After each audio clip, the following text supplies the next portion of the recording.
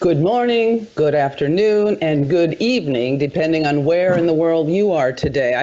I want to thank you for making the time to join this session on staying visible and connected in the mobile workplace. You know what? It is awesome to see how many Guardian colleagues are in this session. We weren't exactly sure how many would join, but I'm seeing those numbers climb. It looks like we're heading over 500, so this is wonderful.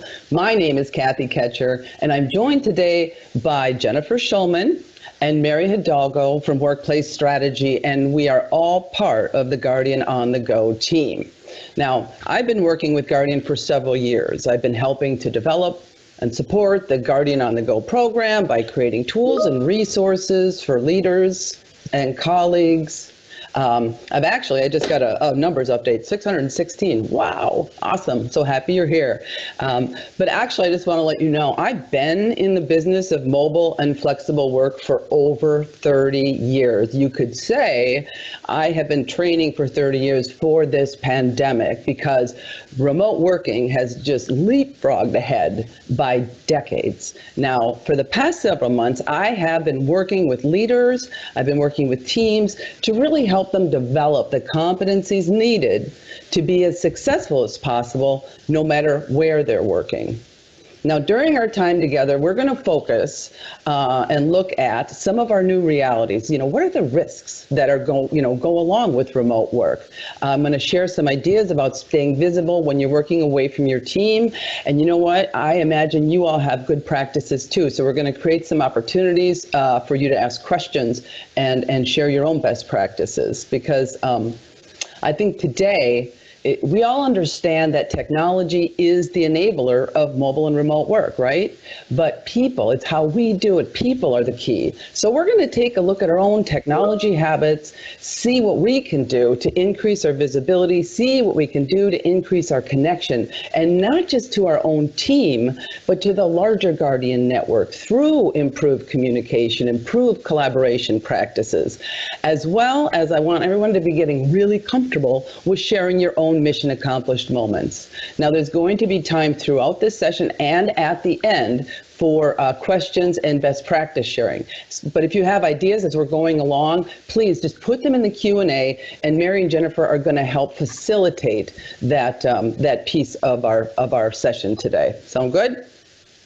All right. So, one reality that I believe we can all agree on is that the way we work together, it's just never going to be the same. But the nice thing about Guardian, you all were years ahead of most organizations when it came to dispersed working. You had the tools, you had the training, you had the resources, which is why I think you've all done such a great job pivoting during the crisis. But you know what? There's more changes ahead when it comes to the way we work. We're just not exactly sure what they're going to look like, right? So, I don't know about you, but I'm really getting so tired of phrases like the new normal, unprecedented, right? But regardless of what we're going to call this current situation, the fact is we haven't seen anything like this in our lifetime. A giant work from home experiment, and now all of our personal and our work responsibilities, they have blended. Our lives are literally happening under one roof. And for some of us, that means, not being able to turn work off. For others, it might be feeling disconnected. The path forward is uncertain. And like I said, making plans for the future can be a challenge. So now is the time to understand exactly what you can control and what you can't control. And the most important thing that I really want you to remember during our time together, I want you to reframe your current setting, because we're all saying, I'm just working from home, I'm working from home. But here's the reality. We are not working from home.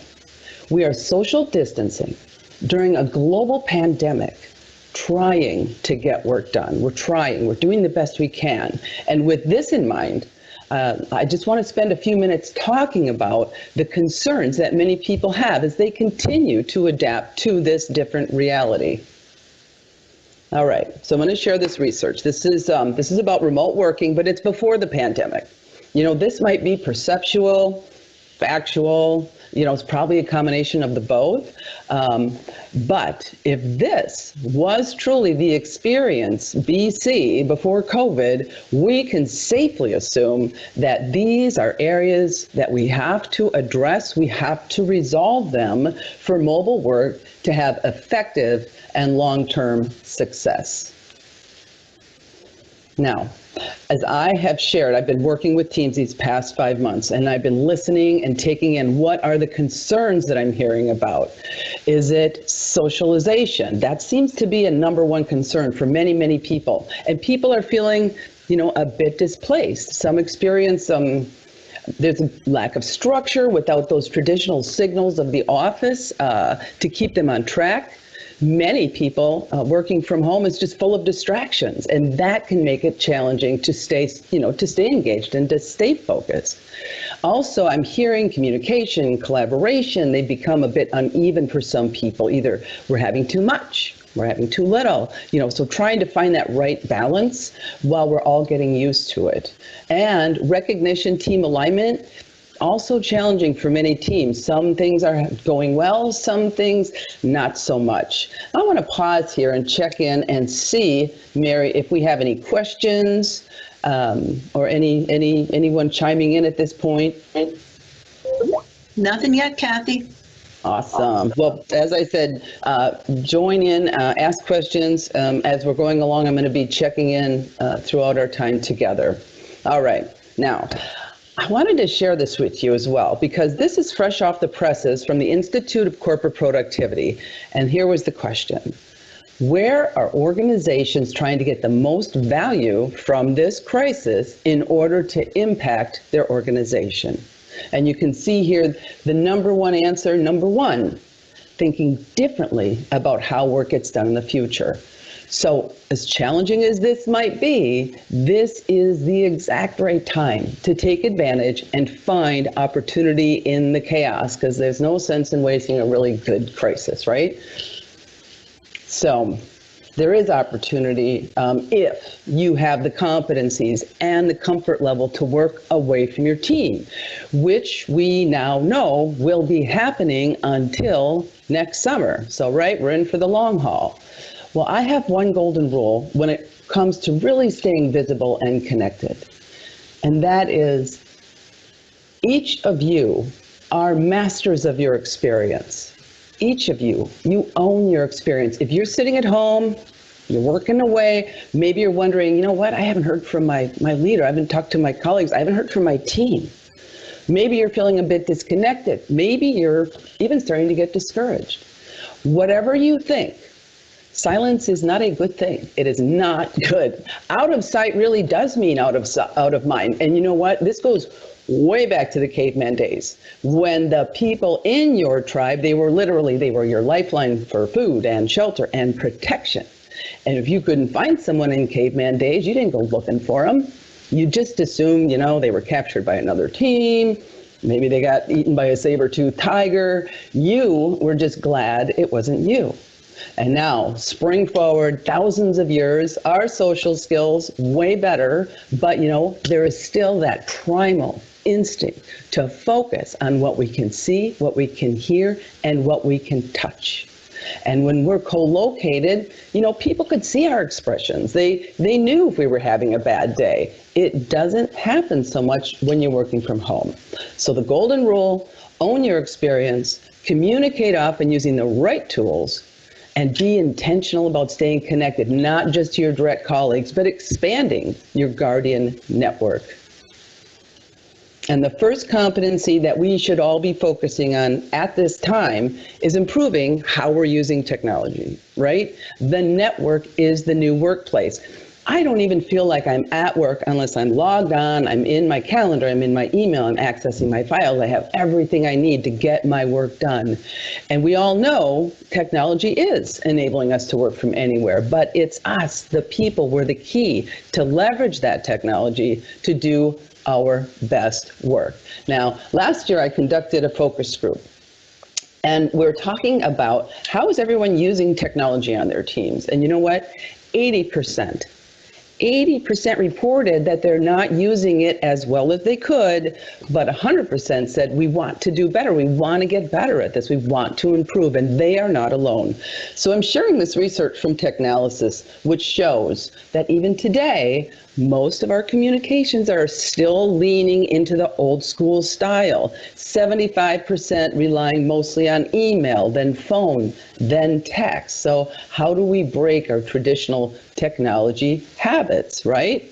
Well, that, as the research illustrates, we are not using it as well as we should, and there are so many hidden features, right, that we don't even know about, that could save us a lot of time. Now, I know Kim Kimmick has created a lot of great resources around MS Teams. And one idea that I always share with groups of people is there somebody in your circle who is pretty passionate about technology?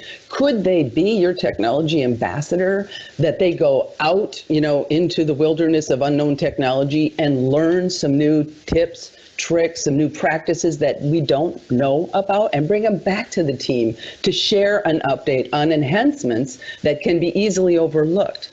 And the other question when it comes to not just your new technology, but is there technology that you're using that's old and really we should stop using it? Can we, dial back on that and replace it with new practices? Because we have to keep adapting with our technology, right?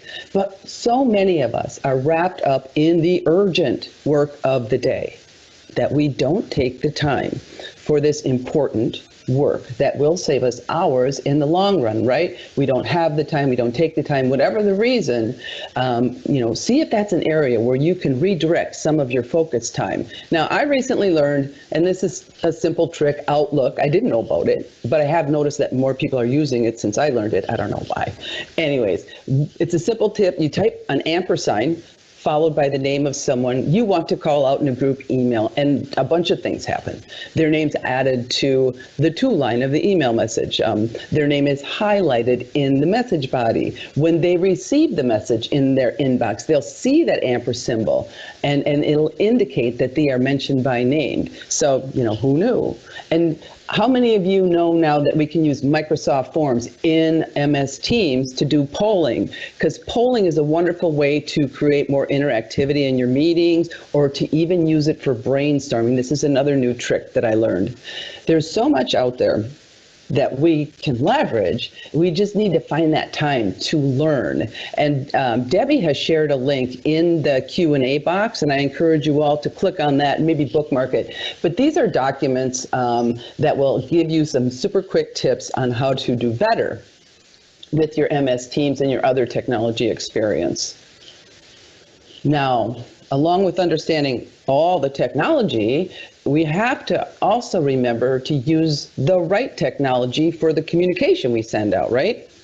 Now, I've listed the technology tools here. These are the things that are available. Each one, they have their own benefits. Flat communication channels, super for pushing out information, email for detailed materials, calendars to push out your availability, instant message maybe for some quick questions, and then the medium, telephone, Teams, chat, medium channels provide an opportunity to exchange information. And then lastly, video on MS Teams, where that's where we're going to find the greatest opportunity to communicate complex ideas, right? I know you're like, well, this is pretty basic information, but how many of you have found yourselves just stuck in an email exchange that you could have figured out much more easily or quickly by simply picking up the phone or having a video chat, right? So it's just, we know what to do. It's like we know how to eat right and exercise, right? But are we doing it? So think about that technology use.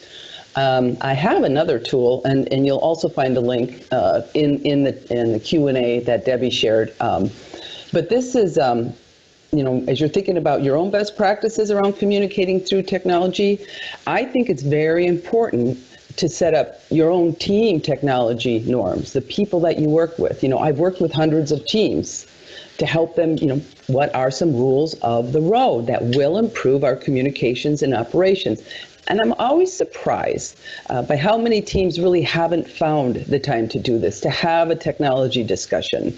Now, this resource that you see on the screen, it's available to all leaders and colleagues to help them have a discussion with their team about the best technology to use in different situations. And I know you likely have some practices in place, but now might be the perfect time, especially with all the new capabilities in MS Teams, to have this discussion. And if this isn't something that your team has talked about, maybe this is something that you could take the lead on and you could help facilitate with your teams and your colleagues. Because the teams who do this, I'm going to just share some of the outcomes that have outcomes of teams that have joined in a technology discussion and created some rules of the road. And it really is starting with the basics. Outlook calendar, email, voicemail. Align your team's use of these tools and make sure, is everyone using auto reply when they're not in the office? Is everyone listing a backup contact if that's part of your operation? Is everyone putting out of office on their voicemail, on their calendar, even when they're scheduling breaks? Being efficient and practicing the same ideas around how we use technology. And I know this could sound like, welcome to Office 101 introduction class, but I know also that over the years I have learned the teams who put some basic processes in place have increased productivity. They've reduced miscommunication as long, and here's the tough part, we can all say we're going to do something, but as long as everyone agrees to and then sticks with the plan. Now, you may have some technology practices that you are doing right now within your teams. I surely invite you to share any best practices or any questions you have around technology at this time. Go ahead and put that in the Q&A.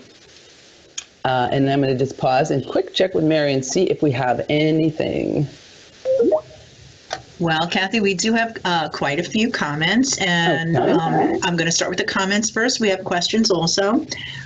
There are a few people who have said that they have been doing okay now, but they're worried about what happens when school starts. At home distractions with children is top of mind for parents with young ones. And if you have any suggestions for them with that, and then I have some technology questions.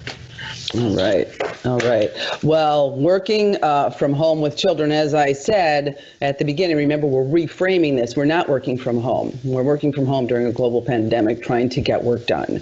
So I think the best operation for many families is to understand when they need to be on with their school ager and when, and then adapt how they can be on with their work.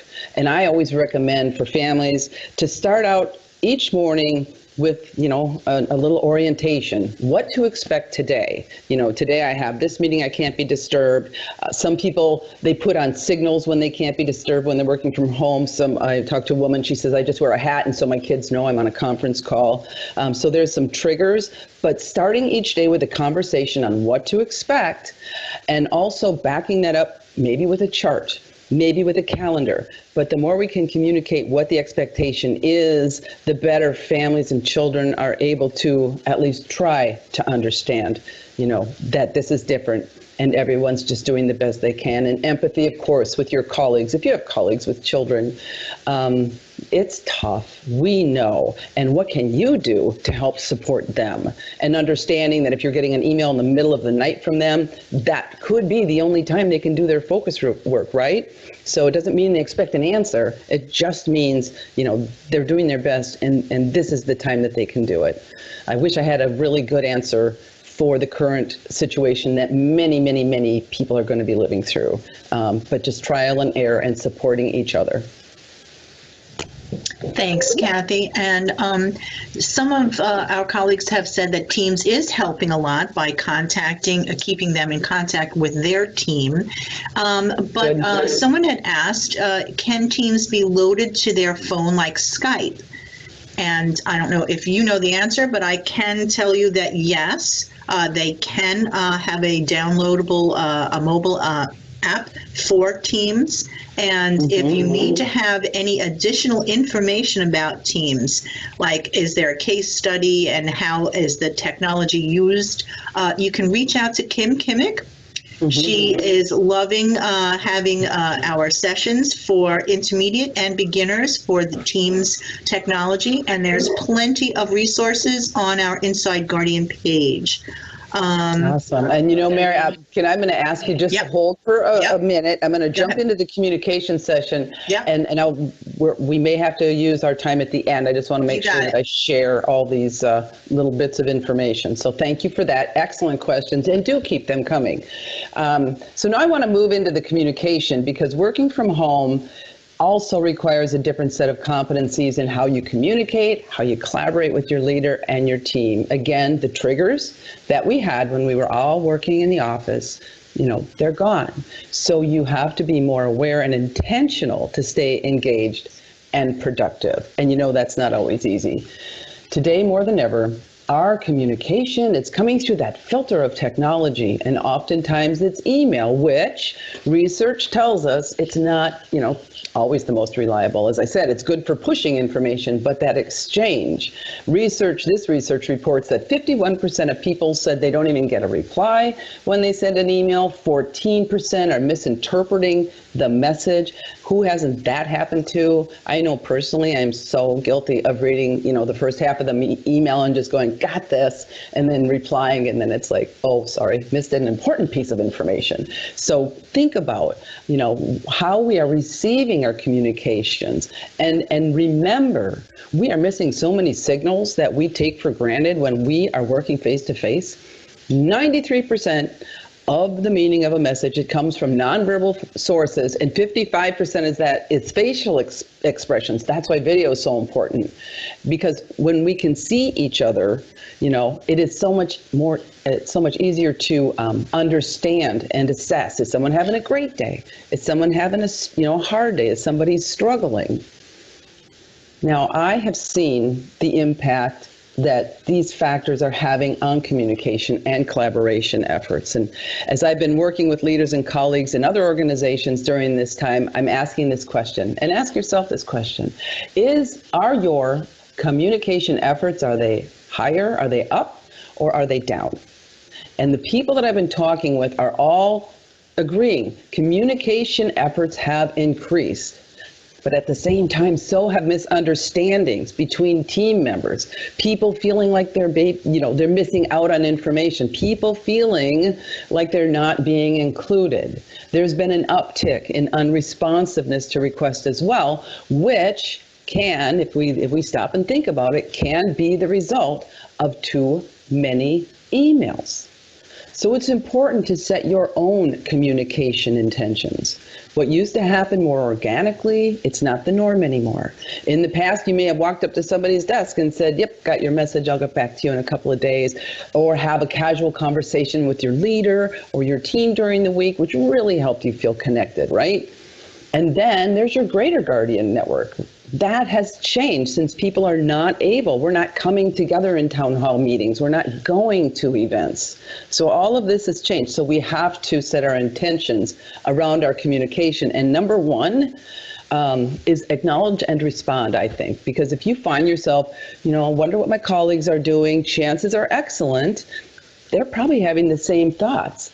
That's why we all need to get in the habit of just automatically respond, automatically acknowledge to each other, even if it's to say, you know what, I got this. I'm going to work on it on Tuesday. Be efficient about responding, which means don't always fall back on email unless you need the chain. Go to MS Teams or make a quick phone call. Do your best to make everyone in your circle feel like they're looped in. And lastly, when you're replying to email, I just want you to ask yourself, and I think we've all been here, do I need to reply all? Or maybe I just need to reply to the sender, right? Now, one idea I use is when I'm sending a group email, especially if I'm just pushing out information, I put do not reply in the subject line, or I put it in the body, just to reduce the email traffic that's happening inside my email box. And now I want to move into connecting as well. So we have our communication and our email, but connecting with your leader, that was more likely a little bit more unstructured when you were in the office more. Have you noticed a change in the cadence on how you're connecting today? Do you feel like, do you want to connect more? Maybe you want to connect less, right? Maybe there's too much going on. Or, are you good? Do you have the support you need? Check in with yourself right now, because I know that as I've been working with leaders inside organizations, what I'm hearing from leaders is, I'm not exactly sure the best cadence in this new workplace. Do I do it more? Do I do it less? So maybe that's a conversation you can bring up the next time you are connecting with your leader. And if you sense that you want to connect more frequently, make that clear, do that, be intentional, schedule a time to talk, be proactive about what's the best way to connect. Maybe it's a weekly check-in video call for 15 minutes. Maybe it's a daily morning, just confirming goals and objectives. Whatever you decide, it's a good idea to provide your manager or your leader, you need, an agenda, or at least a list of the key things that you want to discuss. Any updates or questions that you want to review. One thing, again, I've heard from a lot of people at this time is my leader is too busy. My leader's so busy. But that's not usually the case. We just need to be efficient and not default to that 1 hour meeting model, that 1 hour mindset, right? We just need to be a little more creative and intentional. And don't hold back when it comes to sharing recent successes. All the activities that we may have done when we are co-located, nobody can see them anymore. So it's important that you really do keep track of your mission accomplished moments and share your successes. And I know it doesn't come naturally. So keep track of your wins throughout the week. It's not about the activities. It's about the results. Focus on your results. Focus on your outcomes. And even if you believe that you're connecting with your leader frequently, nothing can replace a focused one-on-one meeting, clarifying your role and clarifying your contribution. So check in with yourself and ask, do I have what I need? And just as important as it is to connect with your leader, you have to be intentional about connecting with your team and your colleagues, and not just for work, but on that personal level. People miss each other. Who haven't you talked to since you started working from home? Maybe there's someone you would have connected with in the cafeteria. Maybe there's someone you're walking down the hall or maybe there's some people you used to join for lunch. Be intentional about scheduling a virtual lunch where you can catch up on your current realities, where you can share stories and keep that sense of belonging. We work hard to keep that sense of belonging alive. And be creative. I have a woman that I work with, and we're not working so much together these days, but we want to stay in touch. So once a week, we just do online cribbage. It's just different.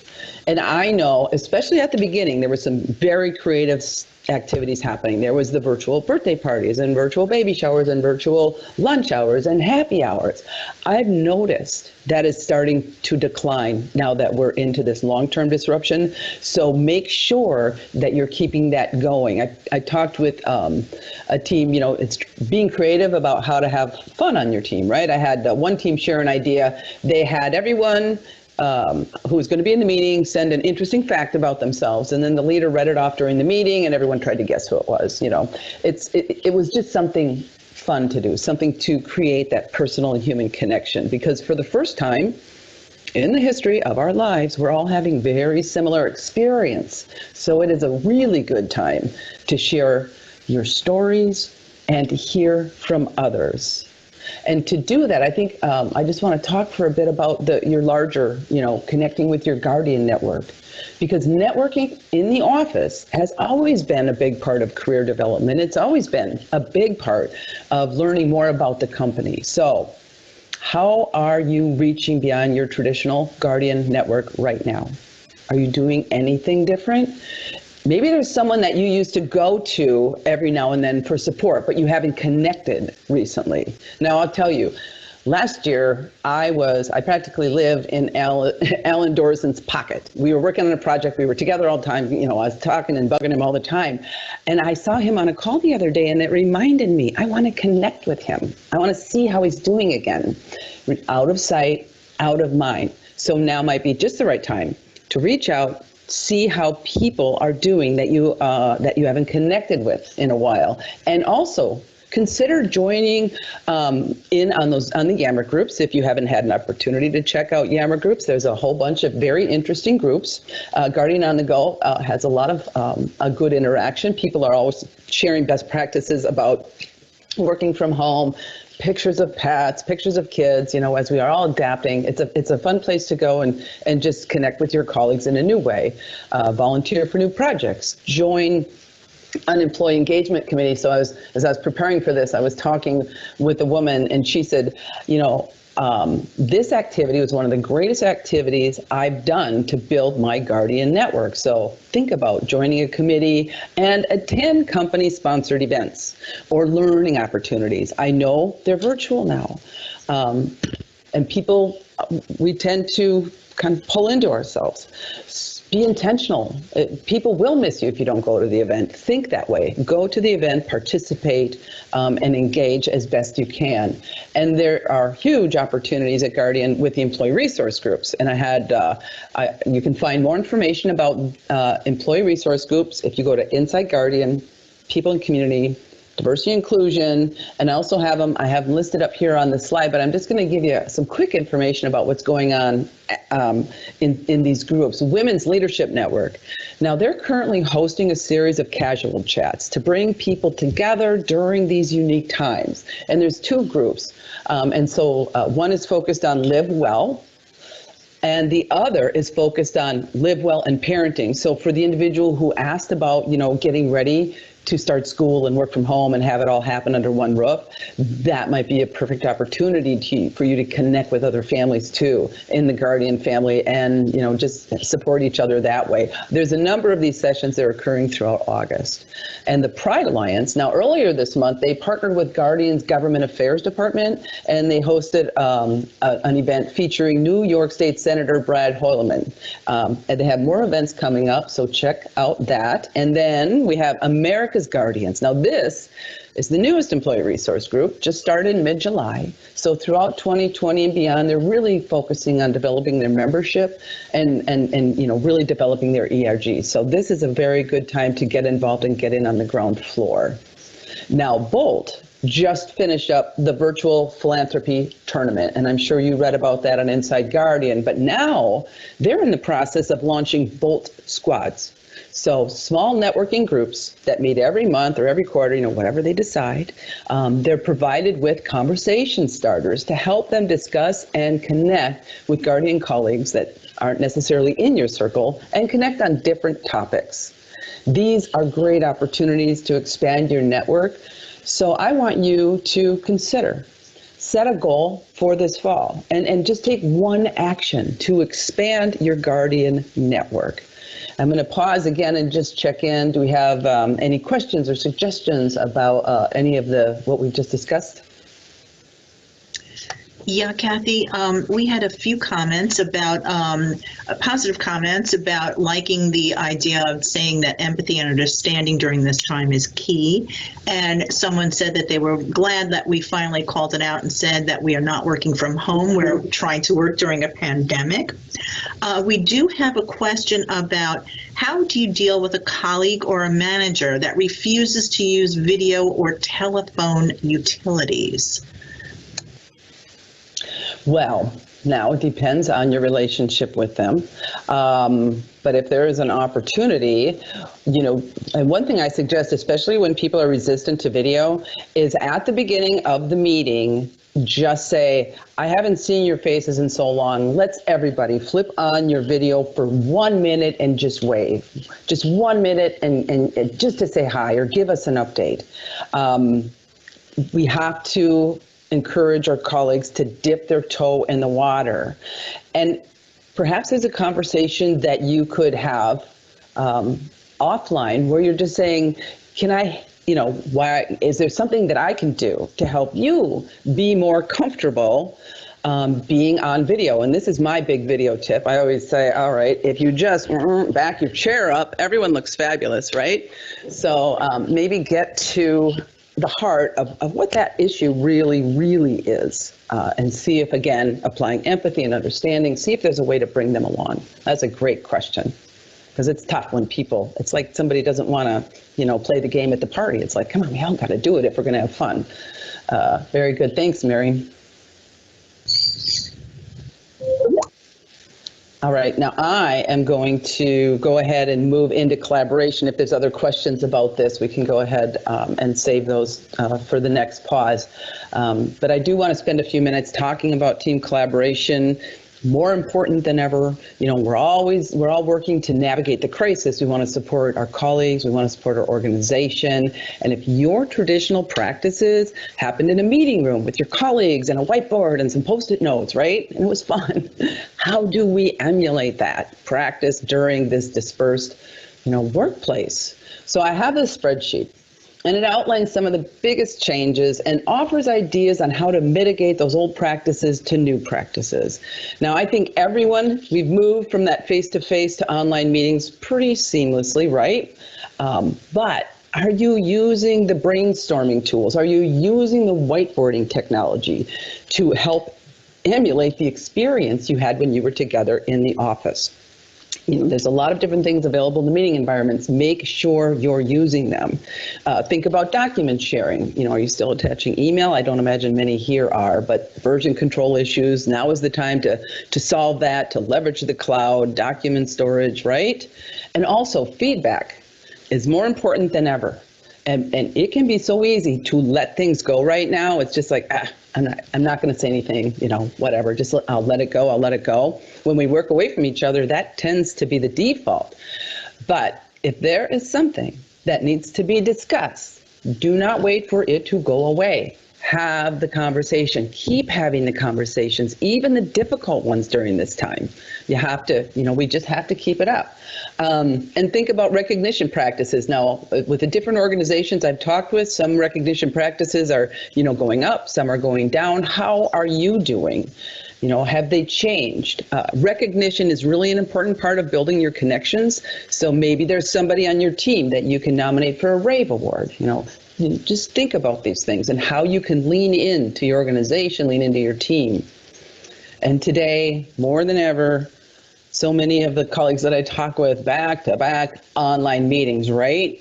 And who hasn't been in a meeting where we're awkwardly trying to speak at the same time, or the call gets dropped, or the technology fails?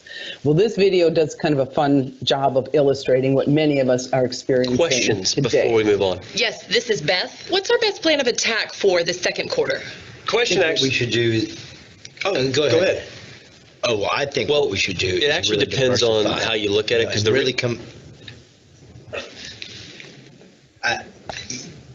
Go ahead. Go ahead. You've been sales forever. Question. So sometimes, me personally, I have gotten so frustrated that I actually just stopped talking. And I just back out of the discussion because it's frustrating. Has that happened to you? So I've got some ideas that I'll share. But before I get into that, I just also want to share this research. This research tells us what we already know.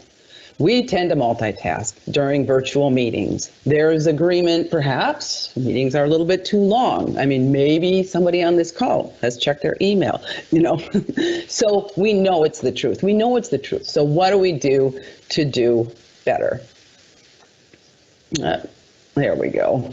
Number one, use the chat window as your partner, because if you can't get a word in, you can always use that. And I'll tell you, I'm guilty of, when I go into Teams, I don't open up chat right away. And I'm trying to make that a default for me. And every now and then you'll see the little blink that somebody put something in chat. So when you enter a meeting, open the chat, leverage that. When you're participating, make sure your audio is all good and you've got a good, strong voice. Try not to get frustrated. Be present and mindful. And don't be your own distraction. Close your email box, close anything that might get in the way of not allowing you to be focused during this time. and using video as often as you can. As I shared earlier, even if it's only you're going to pop it on to just say hello to the team. Now, for me, the folks that I've been meeting with at Guardian, everyone is really good about putting on the video. And another idea, if we really need to encourage people to put on video, is the leader needs to put on the video, because where leaders go, what leaders do, people tend to follow. So getting them on that, getting them to use video is super important. It makes a big difference, video does. How are you with the situation of your video camera? You feel good about it? I know when I use video, like right now, I have my laptop, I've got it sitting on a stack of books, so I feel like I'm more eye level with you, and that really helps me feel like I'm sitting across from people and not looking down on them. So, just give yourself a little checkup on the video placement and make sure that it's exactly how you'd like it. And, these are crazy times. So embrace those unexpected interruptions, right? Now, remember back in the day when the barking dog in the background were like, oh my gosh, very unprofessional, right? I mean, not so much anymore. That's one of the nice changes, I guess, is we can laugh. We can embrace, and then we move on. We're getting much more comfortable with the reality of our situation. Now, I think the biggest issue with online meetings is they're just not that interactive. It's just people taking turns talking, but not everyone, right? Remember when there used to be the meeting before the meeting, and then we had the meeting, and then we had the meeting after the meeting? Those were good times. So how can we pull all of that experience into one meeting? Maybe you can offer to create an agenda so there's something to follow. Or maybe you can volunteer to facilitate and help manage when people contribute to the conversation and make sure that everyone on the call has a chance to be heard. Perhaps you can offer an opening activity. I like to use all the tools available and get everybody to use them too. It's fun, we kind of go exploring, we learn new things. So I'm going to share some ideas of other engagement activities that I have used in the past that really make meetings just a bit more interesting, and again, connecting on that personal level. So this is which image best describes you. Super, simple, fun activity. Gives everyone the opportunity to share something about themselves. It creates inclusion. It creates insight into each other as people. You can use any other question that you want. There's so many good ideas out there. And again, I imagine some of you are doing some very innovative and creative things. If you want to share them, I think it would be a nice idea if we could, Mary, you could share what we hear. Now, my own team, early on in the pandemic, I said, everyone pick a meme that best describes your experience during the pandemic. And this is the meme that I picked. I love this guy. One more. So, there's different ways of having fun.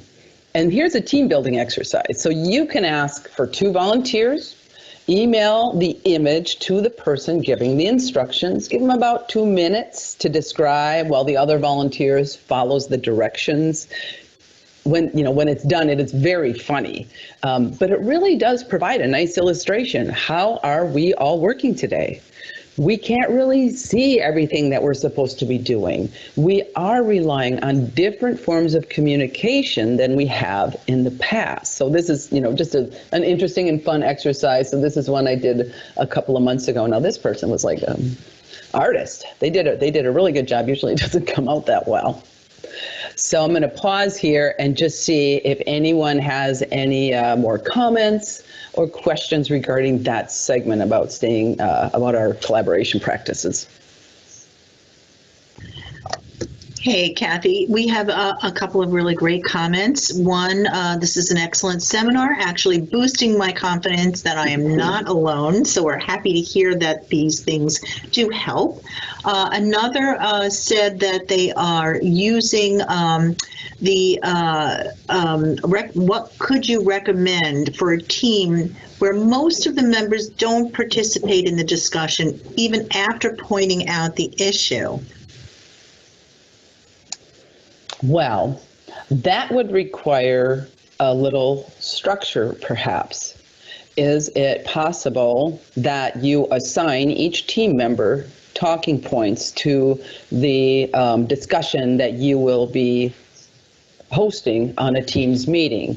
So perhaps you could have a technology discussion. Maybe you're just going to take that form I used and just say, we're going to have a technology discussion. And each one of you will tell us your favorite technology that you use and the technology that you wish we didn't use anymore, or something. I think it's asking the open-ended question and then stopping until the silence perhaps is so piercing that they're forced to talk.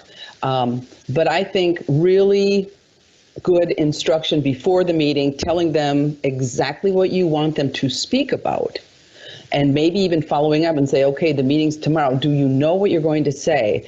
I think it's a growth opportunity. And people, they hang back. Like I said, these are strange times. People could feel uncertain. So anything you can do to pull them along and help them be more comfortable. And maybe it's a one-on-one conversation. Maybe it's integrated into their performance strategy. Say, you know what, to help you grow, we need to have you participating more in the meeting. So let me give you 2 ideas that I would like you to do at the next team meeting or next month or whatever. But they definitely need a little bit of structure. Thanks, Kathy. I have one more question. With the COVID pandemic and other headwinds, I find it challenging to balance the work and mental health of our coworkers. I believe the mental health is more important at this point, but challenging to balance all of this. Any recommendations on how to do this? Looking for some ideas. Thanks. Boy, yeah, that's a great big question.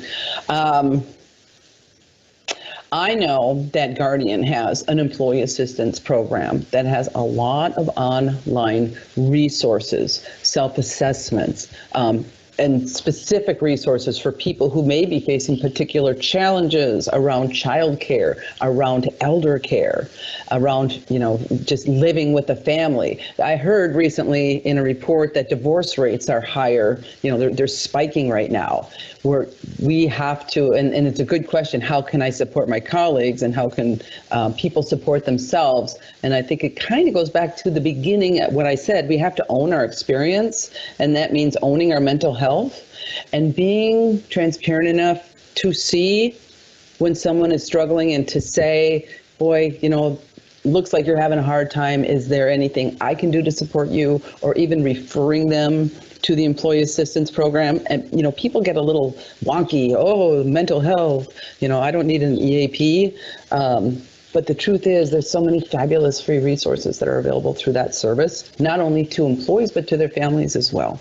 So that's a great resource to check out. But I think it just goes to that, that mutual support, empathy, and understanding that we can just try to extend to each other during this time. And it's getting to be a long time, isn't it? We might be feeling a little thin on our empathy feed, so we just have to take a breath, do our best, and know eventually we're going to come out of this on the other side. And it's going to be pretty amazing, I think, what we're going to be turning into. But that's a really good question. I hope that helps. I have one more comment that I'd like to share. The discussions Guardian has been having are so real, down to earth, and probably the most real conversations of the things we all face. I truly appreciate it and hope that after the pandemic, we keep doing this. It shows management really is listening. Thank you. Awesome. Yeah, that's a great comment. And I'll hold off. We have a few more, but I'll hold off if we All right. Well, I think more to get through. Yeah, I'm just gonna wrap this up now. Like I said, the theme of this discussion is become masters of your experience. And to become masters of your experience, you have to become masters of your time. Figure out what to say no to. Set boundaries. We can't say yes to everyone. Remember what the flight attendant says. Put your mask on yourself first. Make sure that you get to be masters of your time and masters of your technology. Do what you can to get just a little bit better and help your team get a little bit better. And master intentional connection. Out of sight really does mean out of mind. Think back and about the people that you miss from work and figure out a way to reconnect and master online meetings. I would be happy to have more discussions around this. I think there's people who are holding back. There's people who are uncertain. There's people who are just not comfortable. And I think online meeting mastery is going to be one of the biggest keys to success as we move forward in this dispersed way of working. And last of all, to keep on track, I think it's a good idea to create your own master plan. Set some goals for yourself, understand, what can you do different? What do you want to do? And keep track. Stay on track with a master plan, just to make sure you're having the best possible experience that you can. Now, I know people have been waiting for this tip, escape room clue for presentation. So this is Lead the Change. I'm not exactly sure how this is used, but I'm going to leave it up here, Mary, and then just check back in with you and see if there's any other questions or comments that we want to share. Yes, I do have another comment. The pick a picture slide was a great ice-breaking idea. Thank you. And someone else said, I keep my calendar filled with coworkers' birthdays and guardian anniversary dates. The calendar notice is set up on a yearly notification, and it allows me for this year to send an email notice so that coworkers know that I am recognizing them and thinking of them, which is a great way to keep, in contact. And someone else is saying that when I try to book a short 15-minute meeting with someone, I often see wall-to-wall meetings on their calendars for the days into the future. How can we address the culture of people overfilling their calendars? Calendar management. What do you think, Kathy? Oh, boy. Well, that would be another session that we can host. No. Yeah, if you see, and I've had this issue as well as I go and look for my colleagues and use the meeting schedule or try to find that pocket of time. I always, if I can't find a thing, I always send a message, an instant message, and just say, I need 15 minutes of your time. What's going to work? People can find it. They can always carve it up. But I think people are, they're doing so many meetings going on. People are having a hard time with that. So to find space on someone's calendar when it's not there when you want it or in the time frame you need it, definitely reach out to them. It's just going to have to be a one-on-one conversation. But I think you're right. I think there's huge opportunity in how we manage our calendars to really let colleagues know how and when we can be best available to support them. Great. Well, Kathy, we do have an awful lot of questions about the technology, about Teams technology, and a lot of questions about copies of the deck that you have here and the recording to share. And we are going to be sharing those resources, and there are an awful lot of resources already on Inside Guardian. If anyone needs additional instructions on where to go for the teams, you can look on the homepage of Inside Guardian. There are events that are being hosted by Kim Kimmick. There's also information on our technology page under the Tools and Resources tab. And you can always look for the updates on the team's trainings. If you need one for your individual group, you can reach out to Kim. She'll be more than happy to do that. The deck and the recording will be shared out. And I believe that the link in the Q&A is where you can find that, correct? Yeah, the resources that we talked about, Debbie put that link in there, so people should be able to click on that and download the two, which is the technology guide and the technology tips for MS Teams that we all put together. Want to be mindful. One last comment I have, this session was fabulous, very helpful ideas. Thank you very much. Awesome. All right. Last question. How to deal with stress your coworkers are facing, and I do believe you've already answered that with the resources. Yeah, the Employee Assistance Program is a great resource, but there's really no better resource than just each other knowing that together we are creating a safe place where, and someone shared that earlier in their comment, having these transparent conversations, recognizing that life is quite real right now, and control is a challenge. So maybe helping them to begin focusing themselves on what they can control and letting go of what they can't control. And just for your own mental health, I always recommend, with the world, we can be sucked into the vortex of the media, and we can get on media overload, and you turn it on and you get triggered, you get angry, you get sad, you get frustrated. Limit your media consumption. Focus on something that brings you some joy and some happiness. My girlfriend, she just started paint by numbers, loves it. But just those things that will pull you away from the chaos and the circus and give you some time to focus and relax and take some deep breaths. Because like I said, I feel like we're in a bit of a long haul, but together with the right support, understanding, and empathy, I think everyone is going to come out just fine.